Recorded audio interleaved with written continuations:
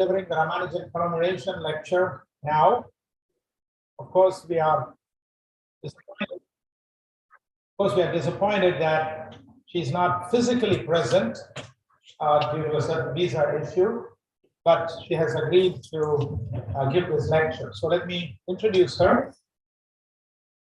Dr. Tang is one of the best young number theorists to emerge in recent years worldwide.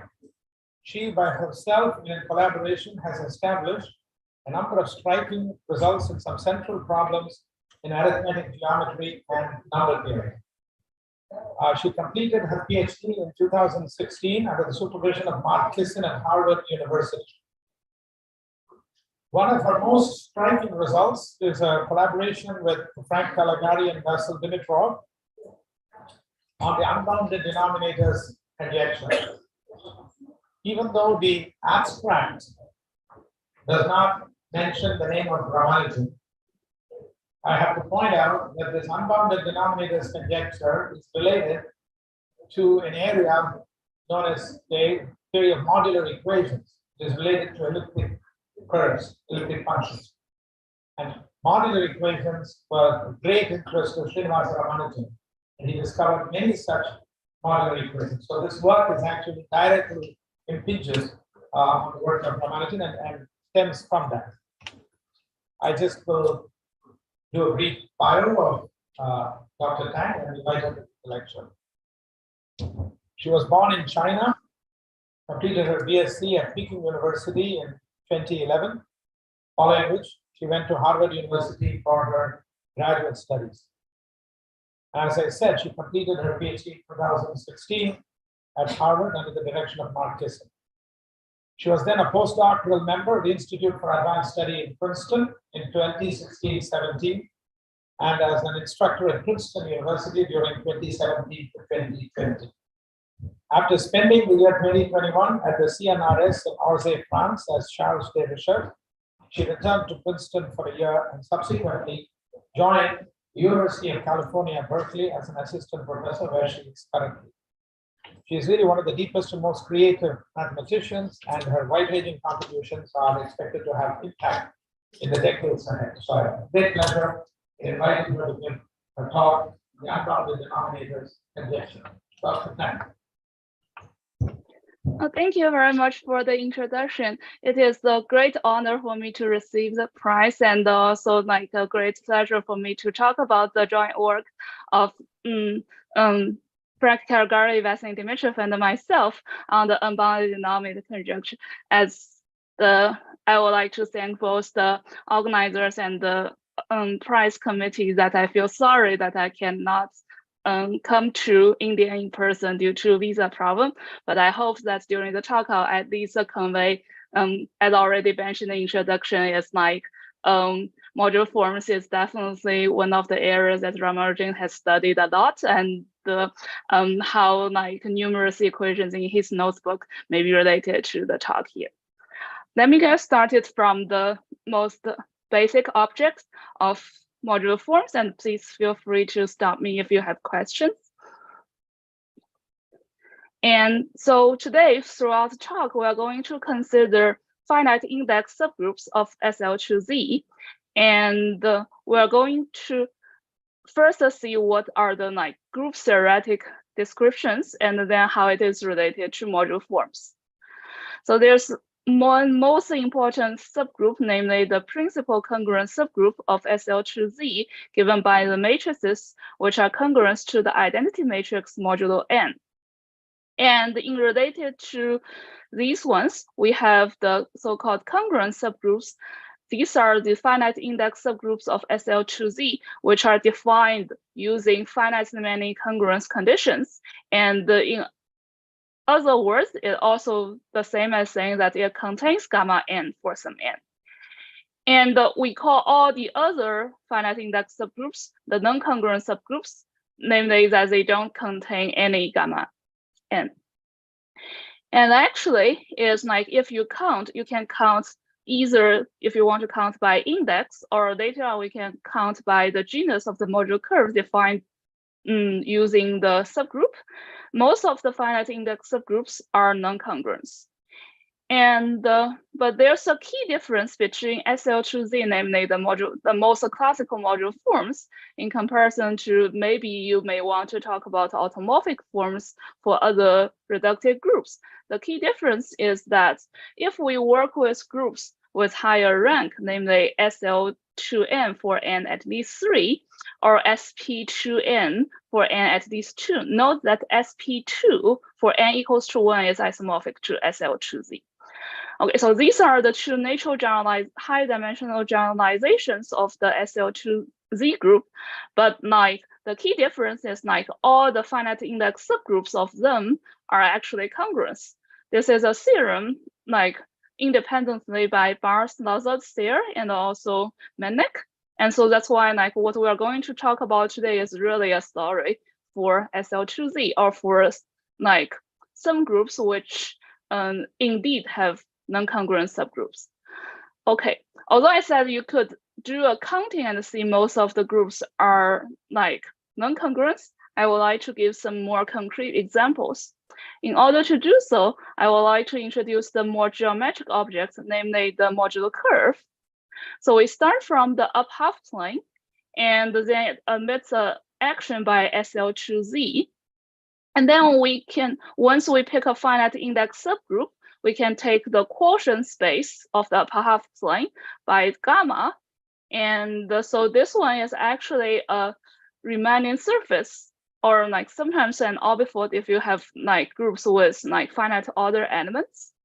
And they have a natural compacification by extend the SL2Z action to P1Q.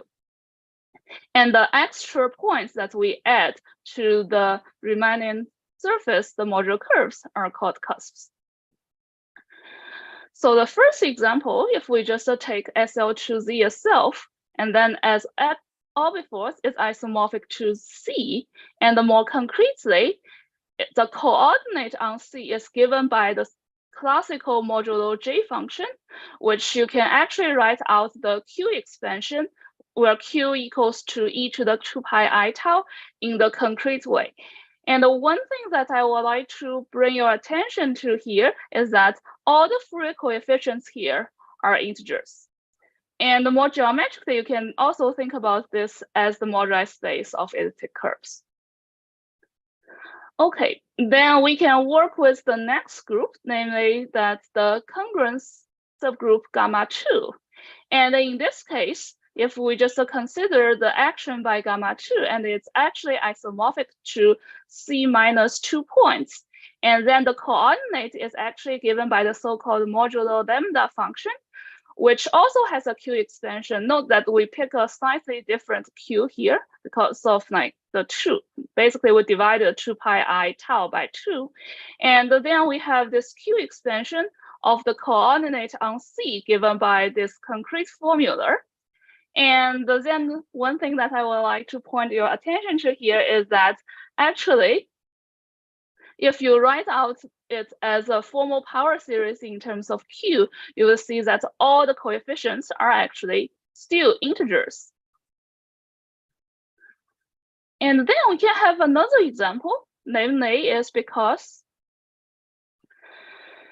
the fundamental group of C minus 2 points is, the fundamental group of C minus 1 point is Z. So basically it's like we can have this like nth power morphism. So we have this nth power morphism from taking the nth roots, mu n, taking the nth root, remove out all the nth roots, raised to the nth power. And this is actually a topological covering map between these two spaces. And it actually gives us a finite index subgroup. Actually, it's an index n subgroup of gamma n, which here we just denoted by gamma n. So by the fundamental theorem in the correspondence between covering space and the fundamental group, and we see that we have a finite index subgroup whose quotient is this like C minus like nth roots. And then what is the coordinate? Since we're taking the like nth power map, that's why the coordinate here can be naturally given by the nth roots of the lambda function. And then we can, so mainly I divided out the 16 is to prevent us from taking the 16th roots. And then now we look at this power series, and if we want to take the nth roots, one can check that indeed one can have a power series in q to the 1 over n. And in this case, it's like without further study, the best thing we can say is that the coefficients here lies in q, because it's like you can write out, for instance, the expansion of like the square root of 1 plus q, and then you introduce like a half in the coefficients. Okay, so one may ask, among these groups, which ones are congruent and which ones are not? And so this example actually has been studied. It's a very classical example. It has been studied by Klein and Free more than 100 years ago. And the answer is that the previous groups that we've seen, gamma n, is congruent if and only if n divides 8. So their proof is like purely group theoretically, namely it's like congruence means that you can actually define it using congruence conditions. That's why you can like study it in using the adelic points of the group and then like work out the details. But here I would like to point out an important observation here is, so let me just go back to the slides for a minute. So the only thing, so let's just forget about the very concrete description of the lambda function, just to take the fact that it's a power, apart from the q and the 16, it is something to the power 8. And that's why when you take 8th roots, of course, you end up something with z coefficients. But on the other hand, if you take some power, here I use 3 as an example, which doesn't divide 8. And you can use your favorite like computer program to actually compute what are the coefficients. And you will observe actually is the denominators, 3 show up in the denominators of the coefficients, and the power is getting larger and larger.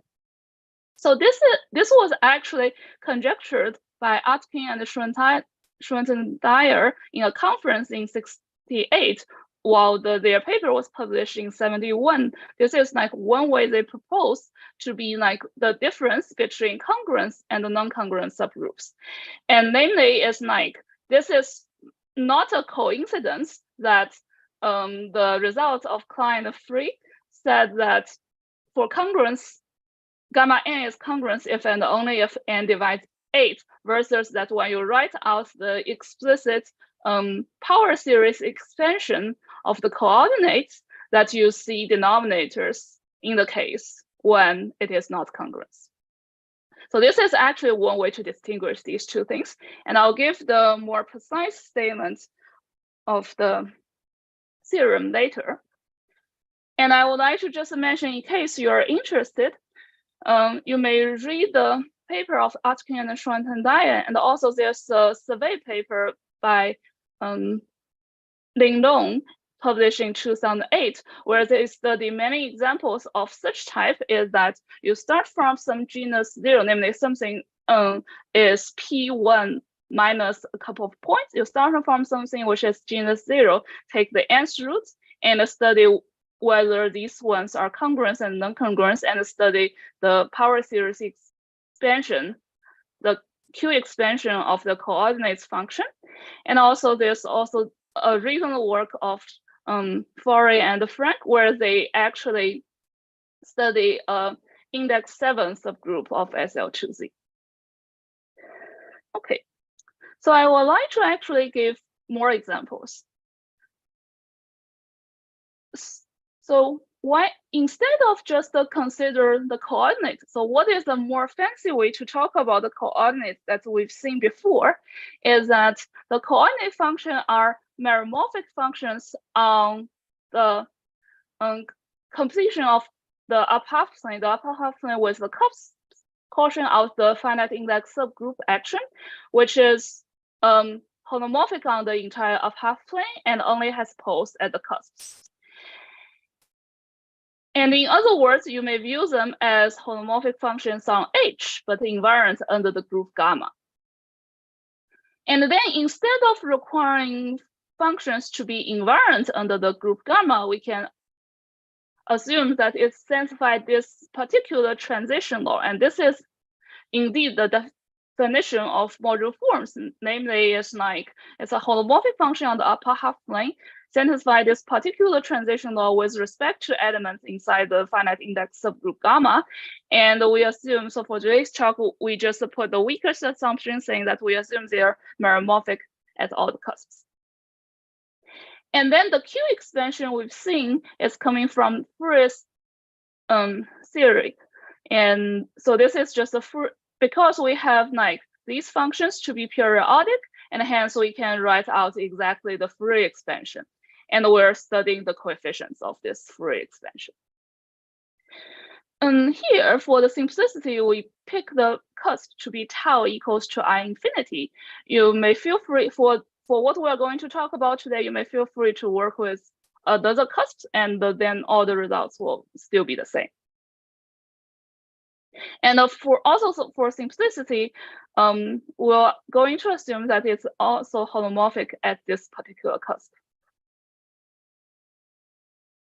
Okay, so I'll say the first thing is that I wanted to probably get some pictures from Ramanujan's notebook to pick one nice modular form that I would like to use as an example. But there's just way too many nice modular forms that Ramanujan has studied in his life, and I will just mention some very classical ones, which of course was also being studied by other people, but definitely you can find them in many occasions in Ramanujan's notebook. The first one is the Theta series, and they are given by a quadratic form. So we start from a quadratic form with z coefficients, and sorry, I forgot to put one condition. I should assume that all these, unless I want to introduce the counting function, I should assume that all these integers are positive integers. Namely, it's a positive definite quadratic form. And it doesn't need to be a diagonal form. It could have mixing terms, but in the end of the day, it needs to be a positive definite quadratic forms. And for simplicity, we assume that the rank is even. The whole series still work with odd rank if you work with the metapolitic group. Okay, so we consider Rn to be the number of solutions for the quadratic form equals to n. So of course, this is an integer, and then we use these integers to be the Fourier coefficients, and then we define the Theta series associated to this quadratic form, and it is a modular form of weight R/2.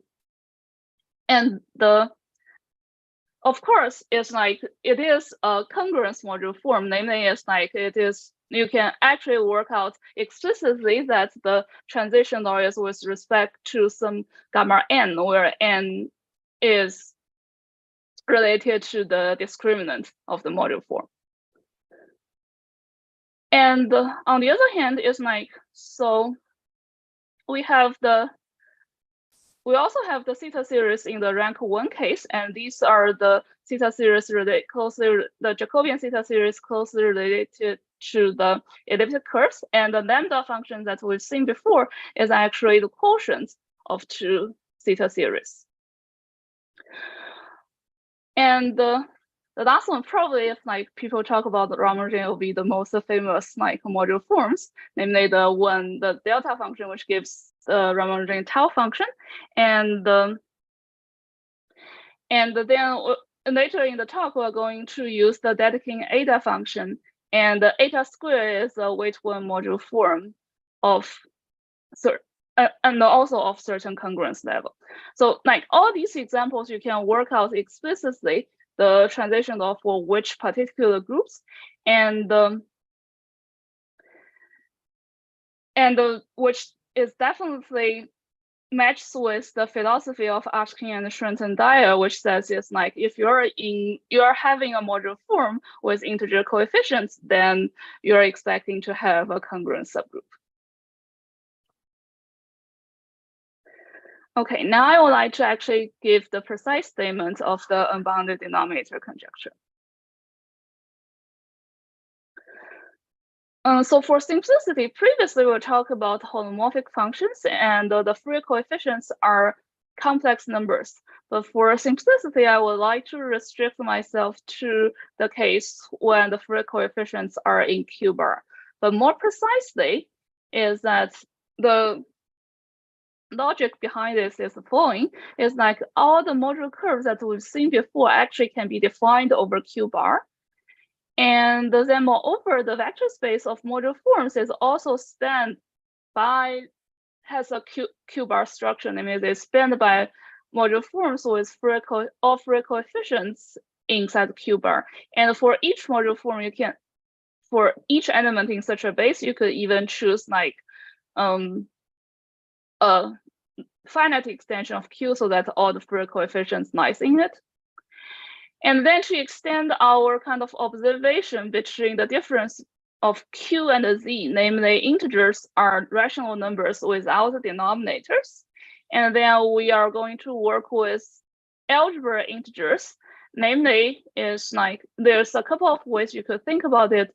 Like, for instance, they're roots of like Z coefficient monic polynomials, or if you put like all the valuations at all the places, and then the valuations are non-negative at all the places. And the theorem, which is the precise statement of we can detect congruence versus non-congruence using modular forms, is the following: is that if we have a modular form, let's just consider those ones with Fourier coefficients inside Q bar, and if the denominator is bounded, namely is like there exists a very large integer such that when you multiply the modular form with a large integer, then all the Fourier coefficients are algebra integers.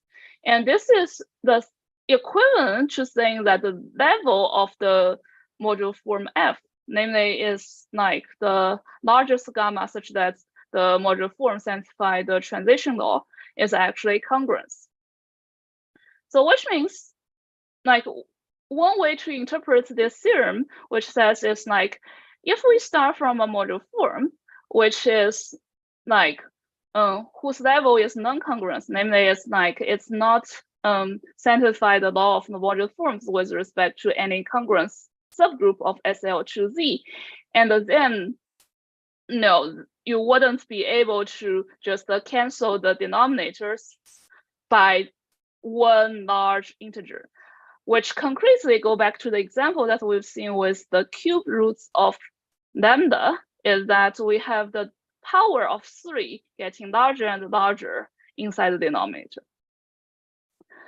Okay, so the equivalence between these two things, one side is more classical.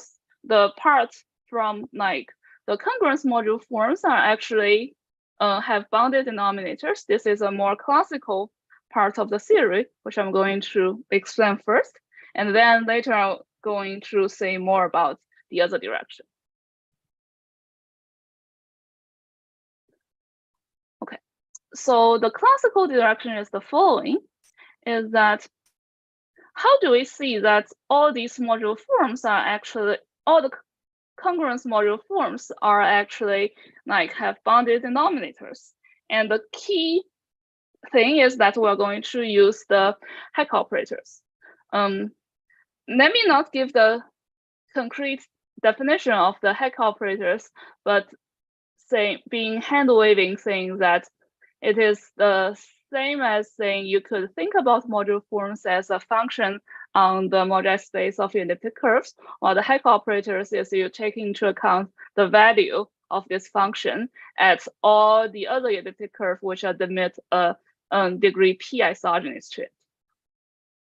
Okay, so we have certain Heck operators, and these operators, they are they commute with each other, they are normal, and that help us to decompose the vector space of congruence modular forms into a finite linear combination of Eisenstein series and the Heck eigenforms, namely the cusp forms, which are eigenvalues, eigenvectors with respect to all these Heck operators. Okay, so because like once you fix the level, fix the weight, there's only a finite dimensional vector space. So it's a finite linear combinations of Eisenstein series and Heck eigenforms. And then in both cases, for like Eisenstein series for congruent subgroups and also the Heck eigenforms, we know that all the Fourier coefficients has like, okay, so it depends on your normalization, but in the end of the day, they are actually having like z-bar coefficients. The Eisenstein series are very explicit, while the Fourier coefficients of the Heck eigenforms is like one way to see it. A more classical way to see it is that instead of saying the Heck operators X on the vector space, you can actually pick a lattice inside it, which is stabilized by the Heck operators.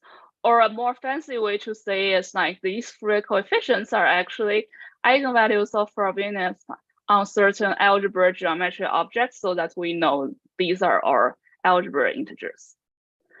Okay, so basically one upshot here is saying that we make use of the Heck operators in the congruence case, and then we see that the module forms, these module forms, the congruence module forms, whose Fourier coefficients like do have bounded denominators. And then like, what goes wrong in the other direction? The first thing that I would like to mention is like, I hope that you still remember the like cubed roots of lambda example. Is in that example is like, although we do observe that like the number 3 show up in the denominator, like with higher and higher power, but on the other hand, 3 is the only prime which show up in the denominator. So this is actually a proposition which was already mentioned in the work of Artkin and Schrenz and Dyer. And for a complete proof, you may read the paper of Schull, which says it's like, it doesn't matter. Okay, so previously we've seen the congruence case, and they don't have unbounded denominators. And then now we back to the general situation. And then we always know that the set of primes whose power are unbounded in the denominators or in these Fourier coefficients of a given module form is always finite. So like in the previous example, we only see the prime 3 and we don't see any other ones. And this is actually one thing that you can prove using the algebra relations. Okay, so let me just give an idea of proof. And if you are interested, you can actually pick the examples from Ramanujan's notebook and do the computations, do the concrete computations. So here's the idea of the proof is that, so we start from a module form, we fix the level that gives us a module curve, which admits a finite ramified cover to the J line, because after all, it's a finite index subgroup of SL2Z. And then once you have a map over Q bar between two curves, and then you can say away from finitely many primes, this map is very nice. And here the away from finitely many primes is saying that, so you may think about like the Q expansion is Q is a coordinate of the, Q is a coordinate of the formal neighborhood. And then you want the integral property of the coordinate to be matching up for the module curve that the module form F lives in, and also the J line, where we know that the J line has integer Fourier coefficients. And then you just say, as far as we stay away from the finite many primes where that the true integral structure do not match, and then for the rest, we do have like integer Fourier expansion. Okay, so for instance, it's like before when we do the 1/3 example, it's like we're taking the third roots, and then we know that there like the map is not HL at 3, and that's where like one of the bad primes. And then so more concretely, it's like in Ramanujan's notebook, you can find the numerous like algebra relations among module forms. So basically, it's like, yeah. So it was really I really cannot decide one example to give you, but you can definitely like find it in like, I'll say that,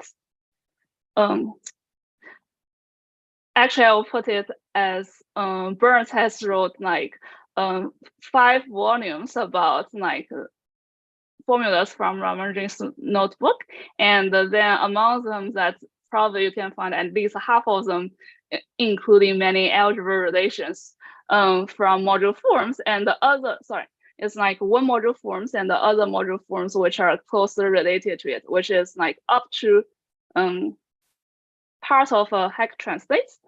And so these algebra relations you can actually reinterpret as a concrete way to give the map from one certain module curve to the J line. And then these concrete algebra relations just tells you like where are the bad primes.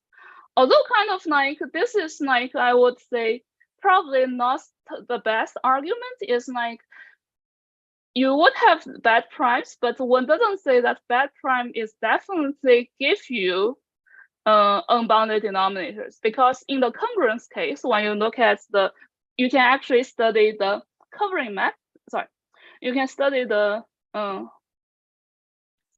finite ramified cover from congruence module forms to the J line, and then in that case, even though that there are bad primes where the model is not nice, but I mean it's not smooth. But on the other hand, it's like being have like unbounded denominators for the module forms is much weaker than you have to have the integral structures to match. So that's why there's some other more concrete study that one could do for the integral models, in that case using the Katz-Maser model, and to give an alternative proof from the one in Shimura book that I presented before about kind of like how to see, how to compare like the primes where the unbounded denominators show up. I would like to give like one theorem by Will Chen in 2008, where he used the integral model kind of idea to give some description of the set of like potentially bad primes. And more concretely is that for each gamma, for each finite index subgroup gamma, there exists, so there's some complicated algorithm and also some theorem guarantee there exists a finite group G, where one can actually use the so-called the elliptic curves with G structures to give a modular interpretation of the non-congruence subgroup, which is kind of like a generalization of what we usually say that, say, the congruence subgroup gamma n and the modular curve related to gamma n is the modular space of elliptic curve with 2 marked independent n torsion points. And then he proved that the unbounded denominators only happen at finite many primes, which divide the cardinality of G. And what may ask is like, so what's the difference between the set of primes that you get in these 2 cases? Is that I would put it this way: if you do have a very concrete description of the modular curve, and then you can study the concrete description of the modular curve and see where are the bad primes. And on the other hand, if you're talking about in general, you have a modular curve and then you get the group G, and then it's actually essentially that's what Will Chen explained to me, is that you can, what essentially you get is like the 2 sets are very similar. Okay, yeah. If you're interested, I can say more, but let me just stop here about the information that it is a finite set. And then what we are going to prove is that this set is not empty if the level is non-congruence. Okay, so one thing that we may ask is that so here, let me make one more remark. Here is, like I said, this idea of proof gives you a set give you a finite set of kind of potentially bad primes. And then why can't we talk about all the primes? One of the reason is that, for instance, if we use the modular interpretation, then we don't have a good kind of modular interpretation to really study the integral structure at the bad primes. And but like in our previous slides, when like I said, like in Schmar's book, the proof of the congruence case is you use Heck operators. So what happens to the Heck operator in the non-congruence case? And the short answer is Heck operator is trivial in the non-congruence case. And so one thing is like you can still define the Heck operators in the same way as before. You just copy the definition of the Heck operators for the congruence case. You can get a definition. But the problem is like you do not really see the difference between this non-congruent subgroup and the smallest congruent subgroup, which contains gamma. So more precisely, is like if we have a module form and then we apply the Heck operator, you get something which is a congruence module form. And what's more is this congruence module form is actually the same P, you define the Heck translates of the trace of the module form from this non-congruence one to the smallest congruence one, which contains gamma. So for instance, if between gamma and SL2Z, we don't have any like congruent subgroups, and then so what is the Heck operator X on F is that you first take the trace from F to SL2Z, you get a you get a full level module form, and then the Heck translates will just be the Heck translates X on that full level module form. So you do not see any information using Heck operators in the non-congruence case. And actually, so this theorem was originally conjectured by Artkin, and then it was proved by Sayre. Sayre's proof was written in Thompson's paper, and then Stroh proved some special cases, and in Berger's thesis, he proved the general case. And actually, this part will be used in the proof. Okay, so let me just summarize what we prove, and what I'm going to present some ingredients is that once we have a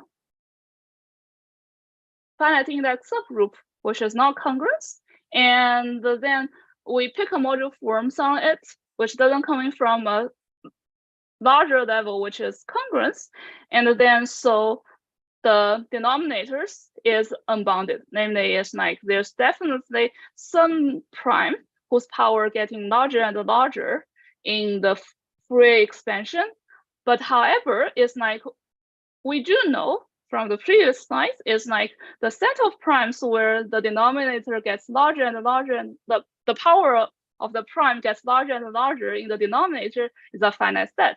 And then it's an interesting question is, so we know it's a finite set, we know it's not empty, so how large is that set? So that's, as far as I know, it's still an open question. Okay, so for the last parts of the talk, I would like to talk about some ingredients of proof and mention some of the things that we've seen before. So the first thing is like we actually reduce the theorem to the weight 0 case by dividing out the lambda function, the eta function. So eta squared is weight 1, and hence when you kind of raise it to the power of the weight of the module form, and then we end up to a weight 0 module form. And you can always adjust the cusps because like the modular lambda function is 0 at some cusp and has a pole at some other cusps. So you can use these ones to adjust the cusps that you want. And on the other hand, it's like we can also like consider the Galois conjugates of F, and then in the end of the day, we can reduce it to the case where we consider module forms with integer coefficients. And then the simple idea of the proof is that we have two vector spaces, one vector space. So we span the vector space over Q lambda, where lambda is the modular lambda function. And then there's two vector space. One is the one with z coefficients. The other are the congruence ones. And okay, so here is like when I talk about congruence ones, I'll also consider all the Galois conjugates so that in the end of the day, we get a Q vector space. So in these two cases, we've already seen that the congruence ones is definitely don't have denominator. So we have two vector space, two is contained in one. And in order to prove that they are the same, we just need to prove that they have the same dimension. And the reason that we would like to reduce to the weight zero case is that in this case, both of the space are finite dimensional. Okay, here the n is like, instead of previously we just say n is the width of the cusp so that you can write out the Fourier expansion. We actually take n to be just the least common multiple of all the cusp widths, which means that at all the cusps we can write our Fourier expansion using q to the 1 over n. Okay, now there's another classical result, is that so the number n is actually in literature called the Wolfart level. And the reason it is called the Wolfart level is because Wolfart proved the following, that if we're working with congruence subgroups, and if we know that all the cusp width actually divides n, then we know that it actually contains gamma n. So it just says it's like, if we count 2, and under the assumption that all the cusp width divides n, then we're counting modular forms, actually with zero modular forms over gamma n, and that you can actually compute the index of these two groups, which is approximately n cubed, like up to a constant as n goes to infinity. Okay, so the key step is like, we are going to give an upper bound of the dimension of the space spanned by modular forms without denominators. Note that the bound that we are going to get is n cubed log n, which is not the same as the n cubed that we've seen before. So we didn't actually say that these two vector spaces have the same dimension, but it is enough for us to draw the contradiction by using the proof of that the Heck operator is trivial in the non-congruence case. And more precisely, the proof goes the following, is that if we have a modular forms, which is a non-congruent modular form, which don't have any primes with higher and higher power in the denominator, and then we can work with like change of variable f tau over q, and then that gives you f tau over q, which gives you another modular form, and you can first compute its level. The level is n times p, and what's more is that it is actually not in the same range generated by f and the congruence modular forms. Okay, so which says the following, is like, I think like Ramanujan's notebook is a great pool of examples if you want to kind of see some concrete modular forms. But this is kind of one way that you can quickly see that some of this is one way that you can quickly see that like I wouldn't use the all. Most of the algebra relations that he wrote down was definitely for congruence modular forms, because like oftentimes he works with f and the f p times tau, or tau over p. I mean, this is just the same change of variable, and it gives algebra relations between them. And then this part says is like, if so basically in the proof of in the proof of Say and Berger for Artking's conjecture about Heck operator being trivial on the non-congruence case, saying that these two module forms. So if we have F, which is a non-congruence module form, and we work with F tau over P, and then you just don't expect to be able to write F tau P inside the ring generated by F and the congruence module forms. And this is actually the key part for our proof. Sorry, yes, sorry. But I mean, like one of the things to help us finish the proof is that now we do some basic analytic number theory. I feel shy to talk about this in front of the previous two winners who knows definitely much more about analytic number theory than I do. But anyway, so this is kind of a argument using only using the prime number theorem. Namely is that from the step 3 upper bound that we prove is for any level n. So we can plug in with this large M, which gives us m cubed log m. And then once we do the prime number theorem, here m is given by n, but you're adding all the p's, because here is like when we do this change of variable, we have like a level with an extra p. So we have actually, it's like the upper bound we get is m cubed x. On the other hand, it's like for every prime p we throw into m, it's like every of them contributes extra multiple of 2 in the functions, because it's like this one doesn't lie in the ring generated by the previous ones, which means that in terms of you can think about the dimension of the vector space is adding this one, then the dimension will be at least 2 times the dimension of the previous ones. So then again, you would do another prime number theorem and see that the lower bound will be at least m cubed to 2 to some positive power of x.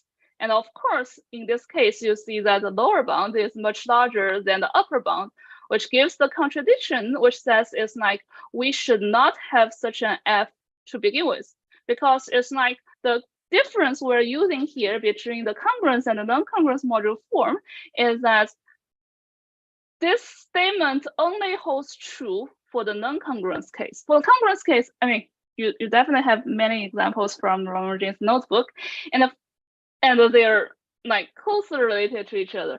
And just only in the non-congruence case that these two module forms are so far away from each other, which can give you this like very large lower bound. Okay, so that's the contradiction about we get is like, despite the fact that we don't get exactly the same dimension estimate for the two vector space, which is actually, I would put it as quite impossible given our current method to really get the exact dimension count. And then we still managed to prove that no, you just cannot have a counterexample. Okay, so for the last part of the talk, so I think I listed a couple of ingredients without explaining what is our refinement of Einger's algebraicity criterion. Why is there some explicit computation of so-called conformal radius, and why is Navedian theory has anything to do with it? And then I would like to just have the last 10 minutes of my talk talking about some, you can think about them as just some basic arithmetic of power series. Because in the end of the day, like we're looking at a power series. Okay, so I would like to start from the very basic baby case, and which seems has nothing to do with what we want to prove right now. But the baby case is the following. If we, the only thing probably could relate it to the previous part is that we're talking about z coefficients. Okay, so we have a power series with z coefficients, and then we consider the convergence radius of this power series. And then if it's greater than 1, then the power series is actually a polynomial. And so the previous thing is just like calculus statement. And then we can make it a little bit more number theory by saying is that instead of just consider Z as a subset of R, and then we're using all the different places, like both the Archimedean place R and also the periodic places. And then we can still talk about the convergence radius. You can even apply the same formula for the convergence radius in the calculus. And then by the product formula, one can say as far as we just saying that the denominator only show up at finitely many primes. And then if we have all the convergence radius, the product is strictly greater than 1, it is a polynomial. And I would just like to mention that one development along these lines, which is already quite useful, is that instead of talking about convergence radius, which the way to say it is that it is the largest disk centered at 0, such that our power series extend to a periodic analytic function on the disk. If one allow it to be only meromorphic instead of analytic, namely one allow to have certain poles, and then if the radius is greater than 1, then instead of saying that it's a polynomial, then one can conclude it is a rational function. And so it's both work with the Archimedean place and the works work which take into account all the places. And actually this was used by the work to prove the rationality of theta functions. And for our case, we're going to use NJ's generalization. And then let me just still talking about a special case. Here, the part about being Z coefficients is the same as saying that you just think about at all the finite places, we have convergence radius to be at least 1. Okay, so I'm going to do something a little bit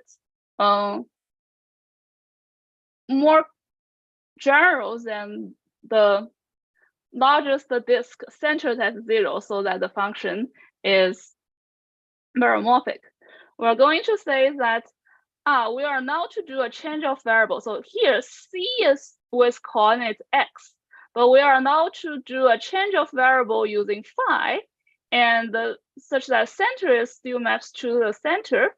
And then when we pull back f using phi, so we do this change of variable, then f is actually meromorphic on the disk here. And then we just using the derivative of phi as 0 to replace the convergence radius that we've seen before.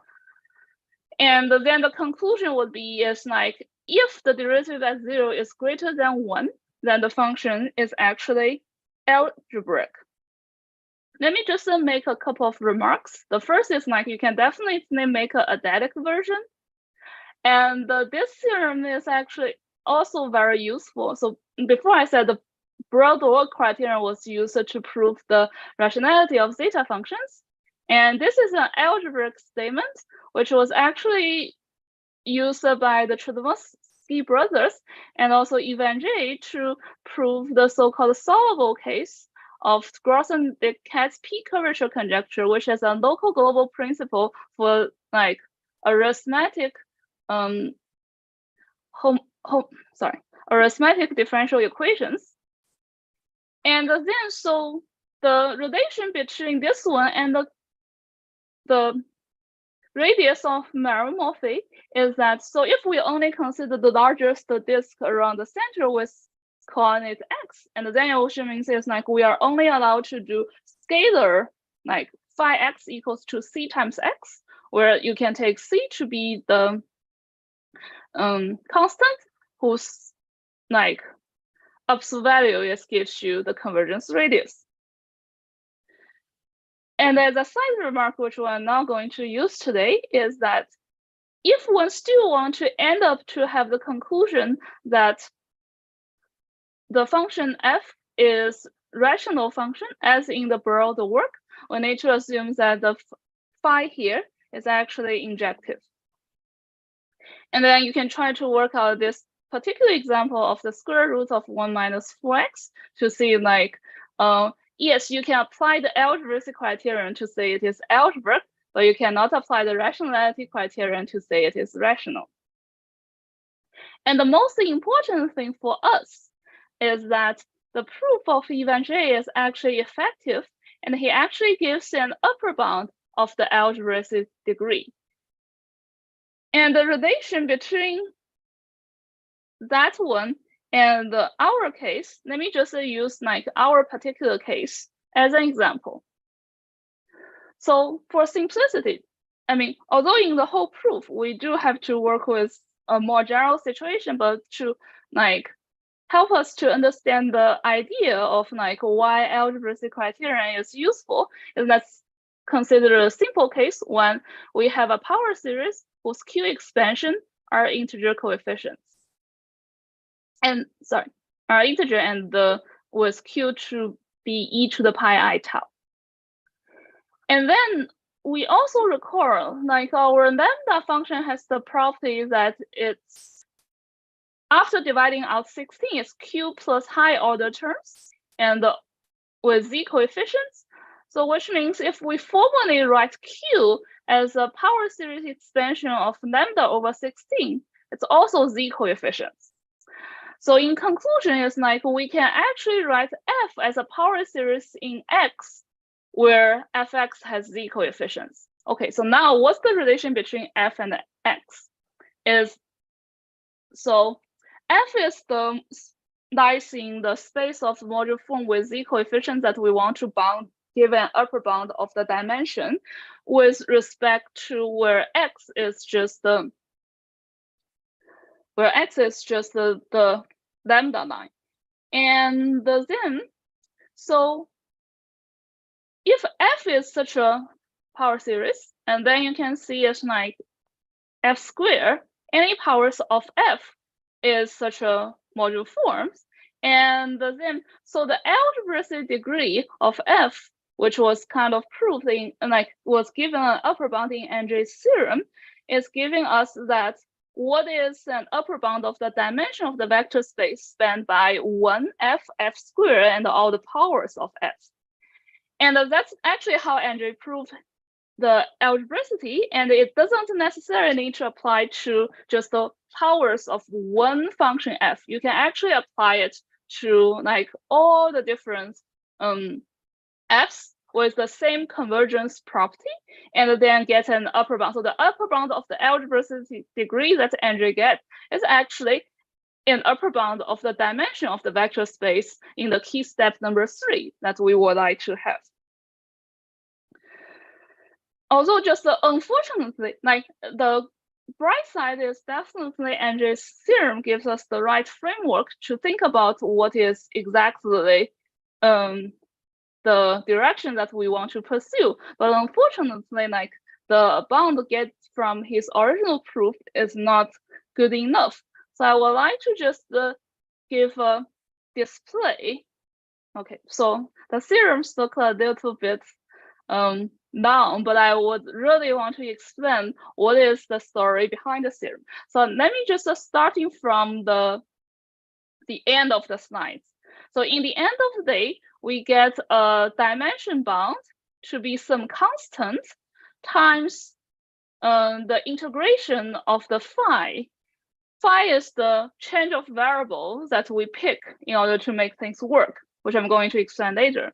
And then, so basically it's like, so we want the value of phi on the boundary to be not too big. So that's the numerator gives. And then the denominator is the log of the derivative, which is saying that, okay, so which is very intuitive in the sense is like, we are assuming that it needs to be converged on the disk.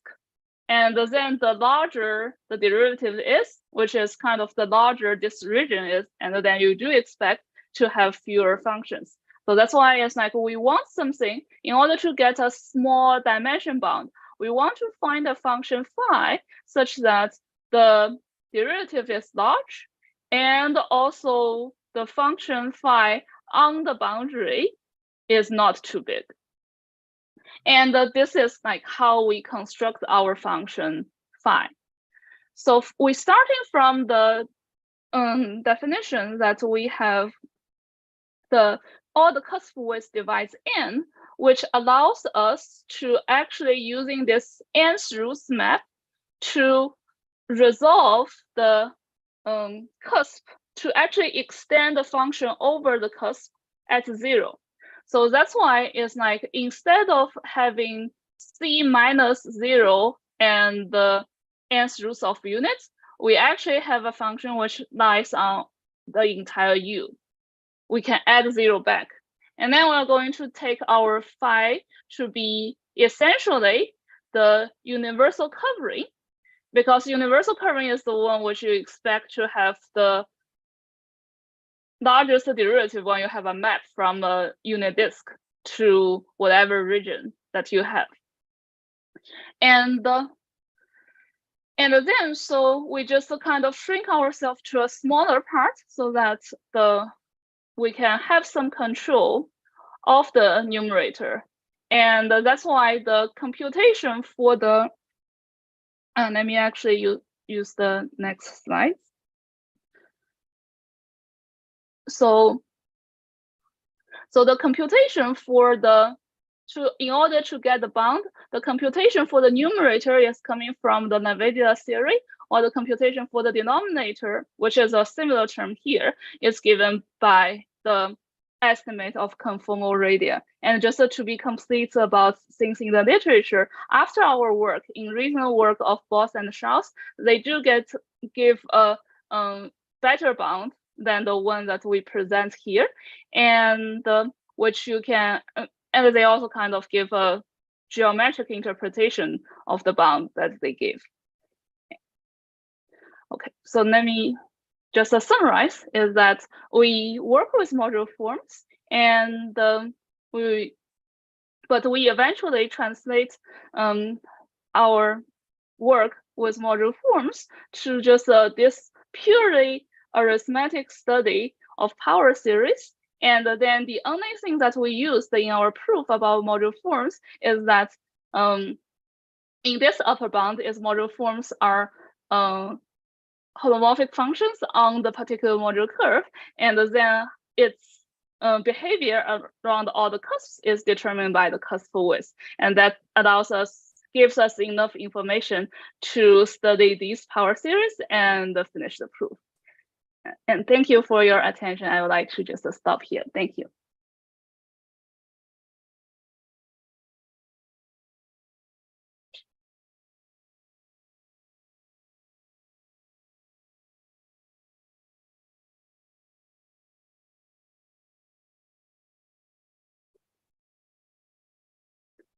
Sorry, I cannot hear you.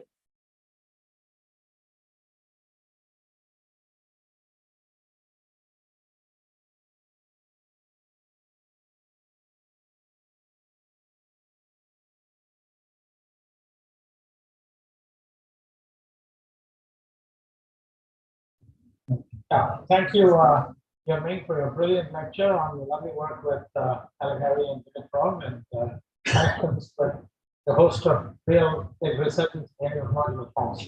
I'm not 100% sure whether those of you asking questions can be heard by her, but we'll try, because I was sitting there trying to talk to her and she couldn't hear me. Are there any questions for Dr. Peng on her lecture? Any questions from the audience you have? We'll try. You want to come here? Well, you try from there. If she can't hear you, come here. Yeah, Professor Peng, thanks for a wonderful talk. Yeah. So my question is that whether there is I think that there must be some generalization of unbounded denominators for some other modular forms like bigger class forms or modular forms as well. So that's a great question. In the sense, it's like let me say something that I have some idea about, and then leave some open question about things that I don't have idea about. So one thing one could do, so here I present everything in terms of like just the scalar valued module forms. You could definitely have like vector valued module forms.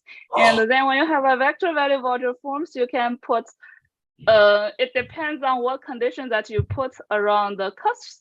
And then in our paper in section 7, we only work with one most simple case of the vector value case, when you require that the essentially the representation at all the cusps to be semi-simple. And then one may ask is like, what would be the correct thing to do if you allow like the general setting of like vector value module forms? I don't know. And then one could also ask, I actually discussed with Vaseline earlier on, and the Vaseline said that would be great to ask, how about like for mock module forms that Ramanujan has studied a lot in his life. And my answer is I have no idea what is the correct conjecture for it to be. And then that's for SL2Z. And then you can also work with, okay, although kind of like my first slide, I said you should not work with SL2N, should not work with SP2N if you want to have a generalization. But one thing one could do is like one could ask for, say, so you could actually look at Sears' work on like what type of group have congruence and non-congruence subgroups. So one thing that one could ask is that the other field which has like one place, which is just the imaginary projective field. So you could ask for SL2 like some O, which is the order of an imaginary quadratic field. And then the question is like, what do you expect to happen there? The short answer is still, I have no idea. So I think it's like beyond the SL2Z story, it definitely makes sense. Sorry, beyond the classical module form SL2Z story, there are definitely lots of questions that one may ask, but unfortunately, I just cannot give any insightful remark on what should be expected.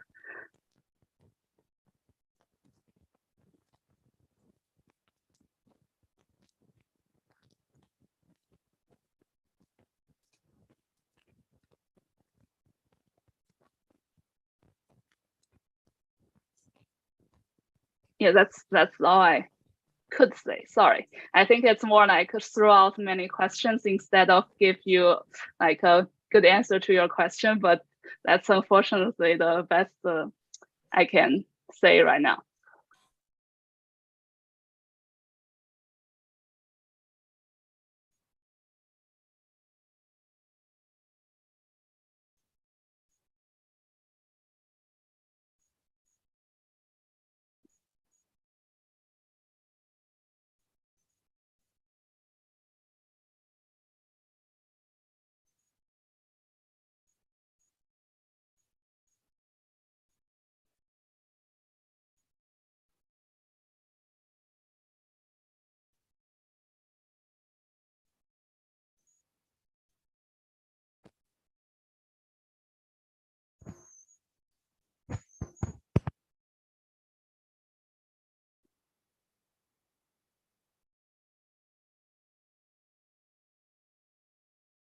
Sorry, is someone saying something, but I cannot hear it again?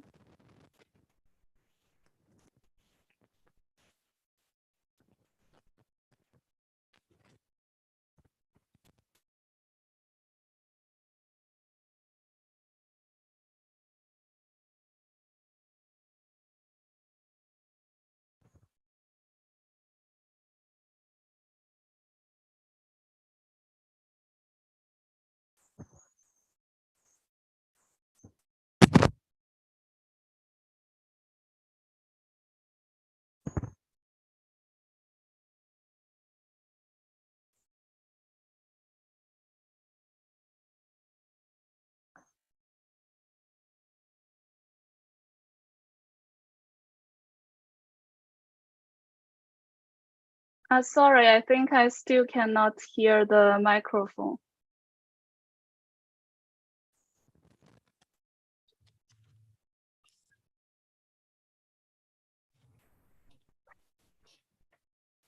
Fortunately, we were able to hear you very well. Okay, okay. Side again. Yeah, are you able to hear me now? Yes. It's not yet. No, now it's good. Okay, so I just have a simple question relating to, it's not a historical question, it's a question relating to what you said about SER. John Thompson was my colleague at the University of Florida, the great group theorist. And I know that he had extensive correspondence with SER in the late 1980s and maybe even later. He used to tell us all about this correspondence with SER on modular forms and Congruence subgroups.